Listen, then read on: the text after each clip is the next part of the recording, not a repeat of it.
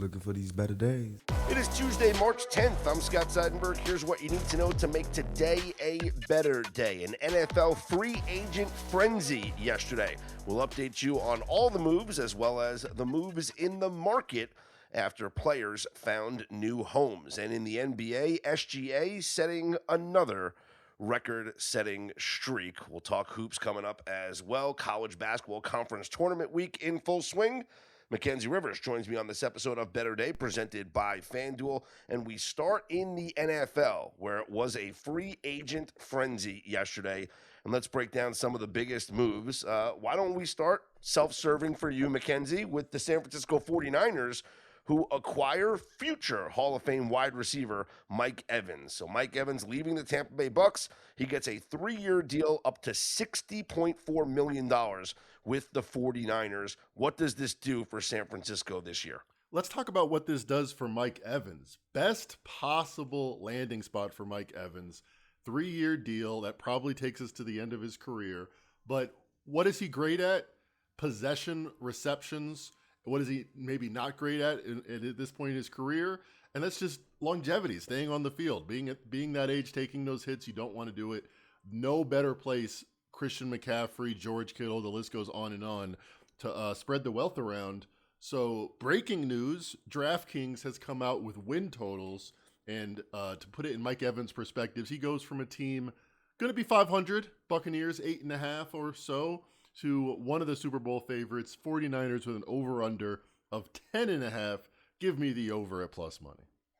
Let's calm down with the one of the Super Bowl favorites here. Up on FanDuel, the 49ers are 19-1 to win the Super Bowl, and there's a lot of teams that are ahead of them. To win the NFC conference, they are 10-1, and that's 1, 2, 3, 4, 5, the sixth favorite to in their own division.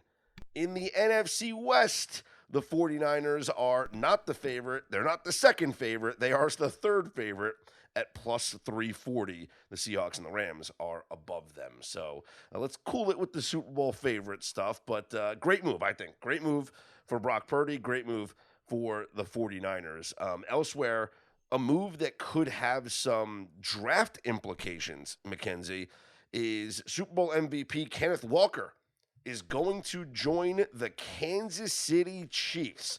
A 3-year deal, $43.05 million for the running back going from the Seahawks to the Kansas City Chiefs. And the reason why I say that this could affect the draft is because a lot of people had Notre Dame running back Jeremiah Love being drafted by the Kansas City Chiefs in the top 10 because they needed a running back. Now they don't need that running back by signing Kenneth Walker.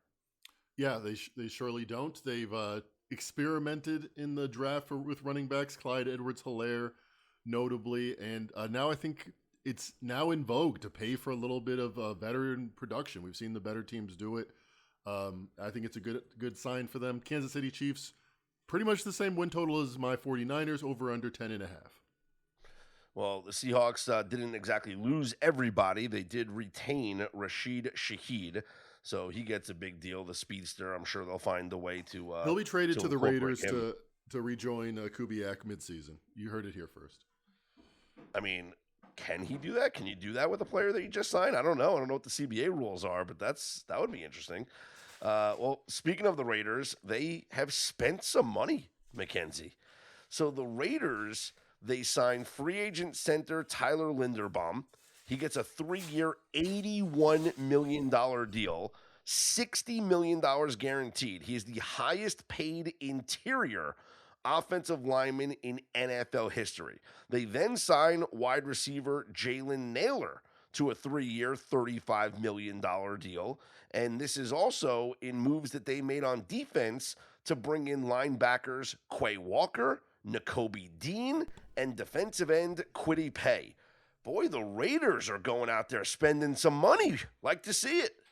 I think this is the right idea for a team like the Raiders. I know you want to suck and you want to get better draft picks, but my best example is obviously the 2018 49ers, but a lot of teams with new coaches, the Seahawks last year, spend their money in the interiors, knowing that, you're going to have to hit on some draft picks like Mendoza for the Raiders at quarterback. Yeah, this is going to be fun to watch here. And you're right, because this is the time to spend when you don't have to spend the money on the quarterback, right? Where you can Exactly. have the quarterback under the rookie contract, you can spend on pieces around him. So the Raiders are viewing this window with Mendoza, presumptive number one overall pick, like this is their window now, the next 4 years, right? Let's see what they can do in these next 4 years. Well, let's talk about the quarterback position, Mackenzie, because we had some big moves made around the league. In Miami, they made a couple of moves. Move number one, they have signed Malik Willis, the Packers backup, who proved to be a very capable starter in Green Bay, more so than he was in Tennessee, but maybe the Titans gave up on him a little bit too early. Sure. But he Just like proved they to did be a with Mike very Vrabel. sure, proved to be very capable there in Green Bay. Now he signs with Miami, and then the Dolphins then in a corresponding move, they released Tua, which we knew that was going to happen. And then Tua signs a 1-year deal with the Atlanta Falcons. So go Falcons, now making sure that they have a starting quarterback that's a lefty and a backup quarterback that's a lefty. I like that. You don't They have to don't change your have to, blocking yeah, assignments. they don't have to change their installment every summer in spring training, so that helps. I also feel like they have two quarterbacks that are likely to last a half a season, so that helps in Atlanta. With the Dolphins, it kind of the opposite of what I was just saying with the Raiders. I feel like this is a team that's really trying to bottom out. I know Malik Willis has good stats. He's 3 for 3 in his career. Like it's a lottery pick. I mean, you're not spending that much money on him, but I don't know. It's pretty uninspired, I think. All right, what about Malik Willis? What do you think? Does he start in Miami week one? I, he's kind of in that Daniel Jones contract where he's going to have the opportunity to start, but it's not enough money to guarantee him a spot. So they'll probably draft a quarterback as well. All right, Malik Willis, 3 years, $67.5 million. So 22 he's per. certainly, It's yeah, not he's Geno going Smith to money. It's something. he'll have the inside track Yeah. to be the starting quarterback in week one of the 2026 season. All right, we'll continue to monitor all the other moves made around the NFL and how it affects the market. Here's where we stand right now after moves were made. Obviously some moves were made over the weekend and then moves that came down yesterday. Your favorite to win the Super Bowl up on FanDuel is the Los Angeles Rams, tied with the Seattle Seahawks at plus 750, followed by the Baltimore Ravens at 10-1, the Buffalo Bills at 12-1, Green Bay Packers at 14-1, and Philadelphia Eagles at 15-1. Mackenzie, everyone likes to look at those long shots, and everyone likes to look at the bombs. Bet a little to win a lot. Sure. Is there a team that is down? Obviously, we had 2 long shots make the Super Bowl this year. Is there a team down on the list that you think is, and don't say the 49ers at 19-1, but is there a team that is intriguing to you that is in that 20 plus to 1 range that you think could have a bounce back season and have a surge into the postseason that makes them live once we get into that tournament? Well, they didn't make the playoffs last year, but I'm going to surprise a lot of people. The Baltimore Ravens are third favorite. They actually just passed the Bills, so they don't count. They have the highest win total, by the way, at 11.5, even higher than the Rams 11.5. In the corridor that you're talking about, I got to give Liam Cohen credit. I mean, it's very rare to go over your win total, let alone to make the playoffs, let alone to win, a dozen games like Liam Cohen did in Jacksonville. Not the toughest conference. I feel like they could make some noise. I mean, division. Yeah, well, speaking of that division, you got the Colts at 45-1. If you think that they're gonna kind of repeat the season that they had, And not make the playoffs for the 8th year in a row? Yeah. They might repeat that. But you know what I'm saying? Well, obviously injuries and 7-1. Oh my God, they were 7-1. Kyler Murray was 7-1. Give me a break. Texans are 20-1. Jaguars 22-1. So could be interesting there. The Texans were the best team in the AFC. I mean, I know that Jacksonville is. I was just looking past 20-1, but with the turnovers and how bad CJ Stroud played, in hindsight, they should have beaten the Patriots. They should have represented the AFC. Someone's got to win the NFC South, right? Tampa is at 50-1 to win the Super Bowl. The Falcons 55-1 to win the Super Bowl. The Panthers 125-1. Someone's got to win that division. The Panthers just won that division, right? Why are they 120-1 and the Buccaneers are 40-1? I don't get that at all. Well, but it's I mean, because of the perception of the teams, Right. I mean, Bryce the Young Buccaneers have versus been favored or won the division each of the yeah. last 5 years. I feel like the Panthers are kind of being disrespected. 3 times the price of the team they just beat. I mentioned the Kansas City Chiefs 16-1, and Kelsey's coming back for another year, and 1 year, $12 million, and then you have the signing of Kenneth Walker, Mahomes coming back from injury, Chiefs at 16-1, Eric Bieniemy back now calling plays on offense. It's hard to pass up. Maybe there's just one more run out of this Kansas City Chiefs team. All right, Mackenzie, let's get into hoops, where our members up on BetterDay.com have been absolutely crushing it with our NBA Game Center. Nobody does selling better than Shopify. Shopify is the home of the #1 checkout on the planet. And the not-so-secret with Shop Pay that boosts conversions up to 50%, meaning way less carts go abandoned and way more sales going through. So if you're into growing your business, your commerce platform better be ready to sell wherever your customers are scrolling or strolling. On the web, in your store, in their feed, and everywhere in between. Businesses that sell more, sell on Shopify. Upgrade your business and get the same checkout that Skims uses. Sign up for your $1 per month trial period for 3 months at shopify.com/Westwood1, all lowercase. Go to shopify.com/Westwood1 to upgrade your selling today. Shopify.com/Westwood1. College basketball is nonstop. Big games, tight spreads, momentum swings every night. And now FanDuel is giving you a way to turn that energy into bigger wins. With the College Basketball Parlay Profit Boost, here's how it works. Build any college hoops parlay you like. The early tip, the rivalry game, the ranked matchup, the late night West Coast shootout, mixed spreads, totals, props, whatever fits your read of the slate. Then just apply your profit boost and instantly bump up that potential payout. Go safe, go spicy, go with the team you've been following all season. It's your parlay, your style. Now with more upside behind it. Head to FanDuel.com/believe to get started. FanDuel, play your game. Must be 21 plus and present in select states. For Kansas, in affiliation with the Kansas Star Casino, or 18 plus and present in D.C., Kentucky, or Wyoming. Opt-in required. Minimum 2-leg parlay required. Bonus issued as a non-withdrawable Boost Builder tokens. Restrictions apply, including any token expiration and max wager amounts. See terms at sportsbook.fanduel.com. Gambling problem? Call 1-800-GAMBLER or 1-800-MY-RESET. Call 1-888-789-7777 or visit ccpg.org/chat in Connecticut or visit mdgamblinghelp.org in Maryland. Hope is here. Visit gamblinghelplinema.org or call 800-327-5050 for 24/7 support in Massachusetts, or call 877-8-HOPE-NY or text HOPE-NY in New York. For Louisiana, call 1-877-770-7867. NBA last night, the Thunder, a 129-126 win over the Denver Nuggets. SGA with a dagger 3 late in the game. He scores 35 points. Not only did he score 35 in the game last night, Mackenzie, but he now tied the mark for the most consecutive 20-point games in NBA history. That was his 126th consecutive game scoring 20 points or more. So you want to talk about LeBron James's streak, right? 10 points, 10 points, 10 points. Like Shea scoring 20 or more in 126 straight games. Man, I think that's more impressive. Not a single one of these lists does what the collection of these lists is starting to do for SGA. When you talk about 20 straight points, which isn't 10 points, you can have a bad game and score 11 points. You can have a terrible game and score 11 points. But 20 points is a different standard. That's like a solid production. But you put that together with just the simple 30 points on 50% shooting. It's like him and MJ. I've ever had multiple seasons like that.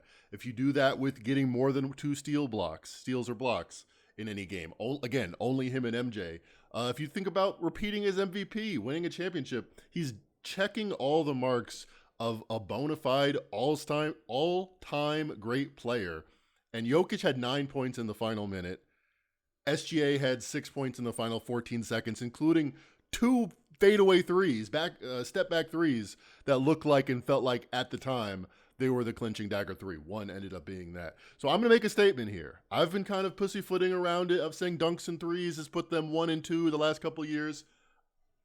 I think the burden of proof is now on Jokic or Luka or Giannis or Wemby, probably most likely, to say, why is SGA not the best player in basketball? He's leading the best team. He doesn't have Jalen Williams last night. He doesn't have Chet Holmgren. He doesn't have Hartenstein. There's no on-paper reason why the Thunder have the most wins in the NBA. Yet again, 51 wins. Other than SGA is the best player in the league, and he's playing like 14 for 21. They needed every single one of it. 15 assists and 0 turnovers. We're watching an all-time great, and nobody likes him. Every single time they can on the broadcast, they're like, yeah, that's a high five. I don't know. He's making contact. There's like all these like excuses that are kind of obfuscating the fact, to use a SAT word, that he's the best player in basketball, bar none. Okay, so he can break Wilt Chamberlain's record on Thursday at home against the Boston Celtics. You know the sports books are going to juice this like crazy for him to score 20-plus points.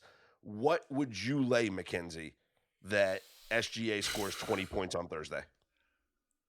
I'm not a believer in the do theory. I don't think like it's coming because he hasn't done it. But I'm also not in the club of thinking, okay, this is a 12-0 pattern. It's got to exist, because we wouldn't be talking about it if it wasn't such a remarkable pattern. So I'm going to say it's about 93%. I would lay 1,400. That's crazy. I mean, you know it's going to be less than that, but like... To score 20? Yeah. I mean, what's his alternate over-under? His prop's going to be 32.5.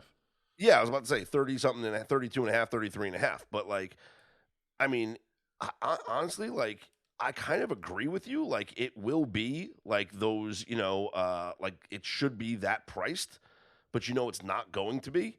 Like, but I would pay like if it's minus 450. I'm making that bet, I think. I think they're going to charge you more than that. It'll be like minus 450 to score 23 points, which sounds like not that big of a difference, but yeah, you know, it's a pretty big difference. I think whatever it is, I'm laying it on SGA to score 20 points in that game. You know he's breaking that record. Even if they're losing by 30, like he'll still get in the game to go ahead and try and break that record. Plus, it's the Boston Celtics. It could be an NBA Finals preview. I mean, who are we kidding? Yeah. Speaking of props, though, Mackenzie, our members have been crushing it using our NBA Game Center. Now, for those of you who are listening to this pod and are unaware, up on BetterDay.com, if you click on the NBA tab, we gave a free preview of it for last week. Now it's exclusively for Better Day Insider and Premium members, our NBA Game Center, which has final score projections for every game, powered by our friends over at Dunks and Threes. And that uses the efficiency metrics and the estimated plus minuses, right? And so you can see what the score projection is going to be and decide, hey, is there an edge on this team? Is there an edge on this team? Is there an edge on the total? But what our members have been crushing it with is our all-new player prop projections. That's right. When you click on a game on our NBA Game Center up on BetterDay.com, it brings you to that game where you will see the projected box score for every player on both teams, and then you can click on a player prop and find edges in the points, rebounds, assists, three-pointers, or the PRA props. And this has been delivering result after result after result. Shout out to Tim M., one of our members last night, who went into last night, Mackenzie, 7-0, using the prop projections on our NBA Game Center, going under players' points, rebounds, plus assists. These were his bets last night from the NBA Game Center. Evan Mobley, under 31.5, finished with 24. Grimes from Philly, under 29.5, finished with 25. Prosper from Memphis, finished with line was 23.5, finished with 20. Post from the Warriors, under 18.5, finished with 16. And the one loss that he had was Jamal Murray for Denver. He did under 31.5. He finished with 35. Tim is now 11-1 using our NBA Game Center up on betterday.com. Shout out Tim, and it's not just Tim. A lot of other guys are using this and formulating great bets. So congratulations to everyone that's cashing here. And honestly, this is the beauty of what we do at betterday.com, Mackenzie. It's not just, I tell people all the time when people ask, oh, what do you do on the website? What do you do on the website? And it's like, oh, you give out picks. Like, it's not just about picks. Yes, I give out picks, but it's about also building these tools so that you as members can take advantage of some really cool shit that no one else has, you know? Right. And so if you're able to formulate your bets, like my man Tim here on a 10-1 run or 11-1 run using the NBA Game Center, I love it. We also have an NHL Game Center. We're going to be doing it for Major League Baseball with strikeout props and things like that. So I mean, this is what it's at today. And Brian, shout out Brian, who went 4 for 4 on his player props last night using the NBA Game Center. And he said only had a nibble trying it out, but 4 for 4 on props last night. And they cashed on Quentin Grimes going under 29.5 PRA. So shout out to all the members up on betterday.com and in our community chat. For those who are interested, go to our homepage, click on the link to find out how you can elevate your betting game and become a Better Day Insider or Premium member today.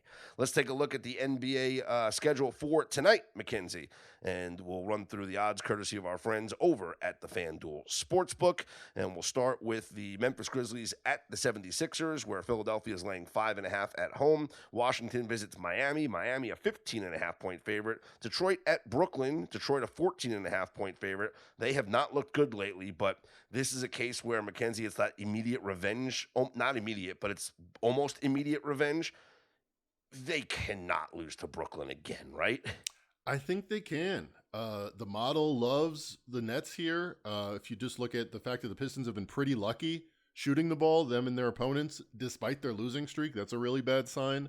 And I feel like all the pressure's on Detroit. They had such a storybook start to the season. The Nets here will be bombing away. Yeah, lackluster performance the last couple of games here for the Pistons. Mavericks are at the Hawks. Atlanta, a 9-point favorite. Raptors visit the Rockets. Houston laying 5 at home. Suns are at the Bucks. Phoenix is a 2-point road favorite. Huge game between the Celtics and the Spurs. So think about what we have this week, Mackenzie. Yep. Potential NBA Finals previews. Celtics and Spurs tonight from San Antonio. We have Celtics and Thunder coming up on Thursday. But Celtics at the Spurs tonight. San Antonio laying 3.5. How do we want to approach this? Do we want to approach it from a player prop perspective like we've been doing, where we want to kind of fade some inside scorers against Victor Wembanyama or go with the three-pointer props or things like that? Or is this a team system play here with Boston, meaning like they're going to lock it down defensively? The Spurs are playing better basketball than anybody in the NBA. What a fun game this is going to be tonight. Yeah, it's really a clash of styles. You have a veteran team that's done it before, but they're putting it back together with Jason Tatum coming back into the fold. And then you have a Spurs team growing off pure momentum, youth, exuberance, and athleticism. And I think in the regular season, without any time to really, circle the wagons, I think the Spurs have a major advantage here. Jason Tatum has been a little bit hesitant as far as going to the basket, wants to shoot the jump shot. That's going to be multiplied against the Spurs' interior defense, and especially one Victor Wembanyama. One way I look at it is Jason Tatum, Jaylen Brown threes. I feel like they might get behind in this game. They might try to three themselves back into it, but I also just think the Spurs laying the 3.5 makes sense here. Elsewhere, you got the Kings, a 3.5-point home favorite against the Pacers, the tank bowl there. You got the Golden State Warriors, a 6-point home favorite against the Chicago Bulls. The Hornets, 3-point road favorites at the Blazers. And the Lakers, 2-point home dogs against the Minnesota Timberwolves. LeBron James is questionable for this game. Mackenzie Rivers, Yep. If LeBron James is not playing, I will bet the Los Angeles Lakers. Well, they shouldn't be dogs. I mean, with the roster that they would have, Luka and Austin Reeves, they're a +6 net rating team. But that's, by the way, 6 points better than they have been overall. So, yeah, I think it's a simple handicap. If the Lakers are dogs and LeBron's out, give me the Lakers. Is this a bounce back spot for the Hornets? Do the Hornets beat the Blazers? Yeah, I know some sharps have given them out. I definitely think they're a better team. 2 straight losses, you know? Yeah, I feel like they might have a hole in the tire. Like they were going off, pure enthusiasm. It seemed like they might, start to look in the mirror. Like maybe we're not making all our threes all of a sudden. So I don't like that play as much as some others. All right. In college basketball, conference tournament week continues here. We have the West Coast Conference Championship game coming up here tonight in Las Vegas. I'll be in attendance, Mackenzie. Boots on the ground, as they say. Ear to the street. Exactly. Could it be another Gonzaga victory? We'll see. We also have some power conferences getting their tournaments underway, like in the ACC and in the Big 12, the Big 10. So here's what I'd like to do. I'm going to read you some odds here, courtesy of FanDuel, on the conference tournament winners. All right. Now, I did see a bet here that, as good as attractive as it sounds, I would never make that bet, but they are offering a gimmick of the favorites to win the power conferences, okay? And they're giving you plus 1,500, a little bit less. And that would mean Duke wins the ACC, Florida wins the SEC, Michigan in the Big 10, Arizona in the Big 12. So they all have to win 3 games. That's like a 15-team parlay. Exactly. And UConn in the Big East. That's exactly my point. It sounds attractive to do these parlays with these conference winners. Who beats me? But this is the thing. First of all, upsets happen all the time, especially in the conference tournaments. Yeah. But all of these teams have buys into their quarterfinals, which means you're right. They have to win 3 games. So even Duke right now is minus 360 to win the ACC, which is redonkulous, right? Michigan, they're minus 105. If you bet Michigan on the money line in their quarterfinal game, and then take your winnings and bet Michigan, do the mechanical, bet Michigan again in the Big Ten semifinals, and then take your money and then bet Michigan money line again in the championship game, you're going to get way more than minus 105 on your payout. Yeah, there's no reason to ever bet it. It's crazy to do something like that. Probably a good way to find if there's no value or if there's anti-value in a bet is how much time is this saving me? If there's an equivalent bet, like having a rollover parlay, or I could just hit this one button where there's no option, there's only one yes for 15-1, they're probably making it easy for a reason. They probably want you to make that bet more than others. Well, let's go over those odds up on FanDuel right now. Duke minus 360 to win the ACC. Your next best favorite is Virginia plus 700. In the Big Ten, Michigan minus 105. Illinois plus 370. Purdue plus 700. Michigan State plus 700. In the Big 12, Arizona is plus 115. Houston plus 210. Iowa State plus 650. Kansas plus 850. In the Big East, UConn minus 115. St. John's plus 190. Villanova is plus 700. In the SEC, Florida minus 180. Arkansas plus 600. Alabama plus 750. So those are your major conference tournaments that will get underway here this week, and in fact, getting underway here today. It's not the favorites for me. I don't think there's value on it. Again, you're better off just betting this on a game by game situation. I'm not into it. I don't think my answers are there. If I genuinely did, that's a Shia LaBeouf reference. Not sure if you're into meme culture. You haven't seen that meme? I've seen that meme 1,500 times the last week. Maybe. Yeah. All right, I'm gonna go. Let's see. I'm gonna go with Duke. I'm gonna build the parlay right now. Duke, Michigan, Arizona. I'm gonna say that those are truly. Here's how I'm gonna mess up the FanDuel parlay. I'm going to pick the favorites that they have in Duke, Michigan, Arizona, and Florida. But then I'm going to do St. John's in the Big East. Now that's 23-1 instead of 15-1.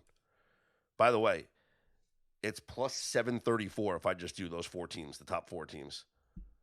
Duke, Michigan, Arizona, and Florida. Again, just bet them just bet it every game.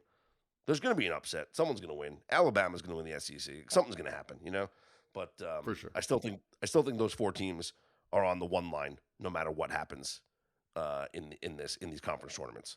Your number 1 seeds are going to be Duke, Michigan, Arizona, and Florida. Those are going to be your number 1 seeds. And then I think UConn's on the 2 line. I think Michigan State has a chance to get on the 2 line. Houston's going to be on the 2 line. And then it's going to be maybe another Big 12 team.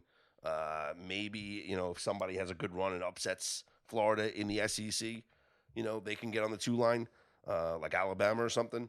But I think I'm pretty sold on who the number 1 seeds are going to be in the NCAA tournament. Now, if you asked me, are you going to bet the 4 number 1 seeds or the field? I'm betting the 4 number 1 seeds. End of discussion. Really? That's all right, bold. Yep. To me, I know people say, oh, there's this many teams that can win the championship. Nope. There's really no. Yeah. I think there's 4 to 7 teams. That's it. And it's probably not even 7. It's probably 4 teams that can win. I think it's only no UConn, no Iowa State for Scott, no Illinois. Nope. Not a tier below. Nope. Yeah. And with Duke, with that historic net rating going into this tournament, man, it's hard to bet against them. But it's going to be fun. Selection Sunday is this Sunday. We're going to monitor all the conference tournament action coming up here this week, especially once we start getting these top 25 teams in action, Mackenzie, because there might be system plays. Now, it's not going to be home courts, right? It'll be neutral courts, but we may have some conference tournament systems involving ranked teams, and that will start to show up here a little bit later on this week. I believe tomorrow we'll actually see a couple of top 25 teams in action, and then on Thursday we're going to get a whole bunch of them, and then of course Friday, Saturday, and Sunday. A reminder, check out our NBA Game Center up on betterday.com. Up on the homepage, you can click the link to learn how to elevate your betting game by becoming a Better Day Insider or Premium member. Before we head out of here, World Baseball Classic, Aaron Judge had a 2-run home run. Roman Anthony had a 3-run home run. The U.S. used a big 3rd inning in order to get themselves a 5-3 win over Mexico. So the U.S. improved to 3-0. But, Mackenzie, that's not an impressive win. No. 5-3 over Mexico? Come on. I mean, they were shut out for 8 innings of this game. Look at it that way. Yeah, I don't know. Paul Skeens gave up 1 hit, struck out 7 in 4 innings. So he looks great. And we'll see what happens here. I'm telling you, tonight, the U.S. takes on Italy. And I want to take the run line with Italy. It's not posted yet up on FanDuel as we're recording this podcast, but once it gets posted, I want to take the run line. I think the U.S. looks a little bit vulnerable. Is Mike Piazza walking through that door? Joe DiMaggio walking through that door? He might be. But I want to take the run line. I think I want to take the run. So we'll monitor that. We'll see once it gets posted up on FanDuel and other sports books as well. For Mackenzie Rivers, I'm Scott Seidenberg. Here's hoping you make today and every day a better day.